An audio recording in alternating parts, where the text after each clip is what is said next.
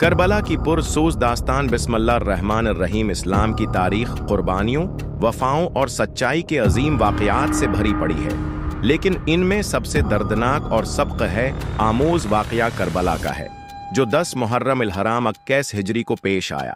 یہ صرف ایک جنگ نہ تھی، بلکہ حق اور باطل کے درمیان ایک فیصلہ کن معرکہ تھا۔ حضرت امام حسین نواسہ رسول، حضرت علی اور حضرت فاطمہ کے لخت جگر وہ ہستی ہیں جنہیں نبی کریم صلی اللہ علیہ وسلم نے بارہا اپنی محبت کا اظہار فرمایا۔ امام حسین نے بچپن ہی میں رسول اللہ صلی اللہ علیہ وسلم کی گود میں پرورش پائی۔ ان کی تربیت ایسے عظیم ہستیوں میں ہوئی جنہوں نے اسلام کو اپنے خون سے سینچا۔ جب یزید بن معاویہ خلافت پر قابض ہوا تو اس نے تمام مسلمانوں سے بیعت لینے کا عمل شروع کیا۔ یزید فاسق، ظالم اور دین کے خلاف چلنے والا شخص تھا۔ امام حسین نے اس کی بیعت سے انکار کر دیا کیونکہ وہ جانتے تھے کہ یزید کا اقتدار اسلام کی بنیادوں کو کھوکھلا کر دے گا۔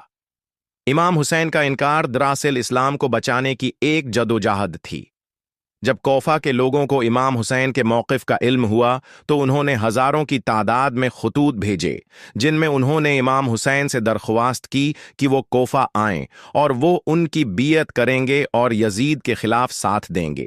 امام حسین نے حالات کا جائزہ لینے کے لیے اپنے چچا زاد مسلم بن عقیل کو کوفہ بھیجا۔ مسلم بن عقیل کوفہ پہنچے تو لوگوں نے بڑی تعداد میں ان کی بیعت کی۔ یہ دیکھ کر امام حسین کو روانگی کا پیغام بھیجا گیا، مگر جب یزید کو اس کی خبر ملی تو اس نے کوفہ کے گورنر ابن زیاد کو حکم دیا کہ مسلم بن عقیل کو گرفتار کرے اور امام حسین کا راستہ روکے۔ ابن زیاد نے دھوکہ دے کر مسلم کو شہید کر دیا اور لوگوں کو ڈرا دھمکا کر امام حسین کے خلاف کر دیا۔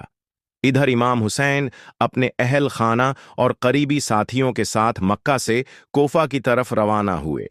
راستے میں انہیں مسلم بن عقیل کی شہادت کی خبر ملی، مگر آپ نے واپسی کا فیصلہ نہیں کیا، کیونکہ اب یہ سفر حق اور باطل کی جنگ بن چکا تھا۔ جب امام حسین کربلا کے میدان میں پہنچے تو یزیدی لشکر نے ان کا راستہ روک لیا۔ انہیں نہ آگے جانے دیا گیا اور نہ پیچھے۔ وہیں ریگزار کربلا میں قیام کرنا پڑا۔ پھر ظلم کا ایسا سلسلہ شروع ہوا جو آج بھی دلوں کو جھنجھوڑ دیتا ہے۔ 7 محرم کو یزیدی فوج نے امام حسین کے خیموں کا پانی بند کر دیا۔ دریائے فرات کے کنارے خیمے موجود تھے، مگر پانی لینے کی اجازت نہیں تھی۔ 3 دن تک امام حسین، ان کے بچے، عورتیں اور ساتھی پیاسے رہے۔ 10 محرم کا دن آیا۔ یہ عاشورہ کا دن تھا، جب زمین و آسمان نے وہ منظر دیکھا جو تاریخ میں کبھی نہ دیکھا گیا۔ امام حسین نے اپنے ساتھیوں کو آخری وقت تک حق کا پیغام دیا۔ ایک ایک کر کے ان کے جانسار، جن میں حضرت علی اکبر، حضرت قاسم، حضرت عباس جیسے عظیم لوگ شامل تھے، شہید ہوتے گئے۔ امام حسین نے اپنے شیر خوار بیٹے حضرت علی اصغر کو پانی کے لیے پیش کیا، مگر جواب میں حرملہ کا تیر آیا جس نے گود کے پھول کو شہید کر دیا۔ کربلا کے میدان میں امام حسین اور ان کے بہترہ جانساروں کو یزیدی فوج نے 3 دن تک پانی سے محروم رکھا۔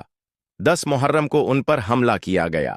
ایک ایک کر کے امام کے ساتھی شہید ہوتے گئے، ہاتھی کی امام حسین بھی سجدے کی حالت میں شہید کر دیے گئے۔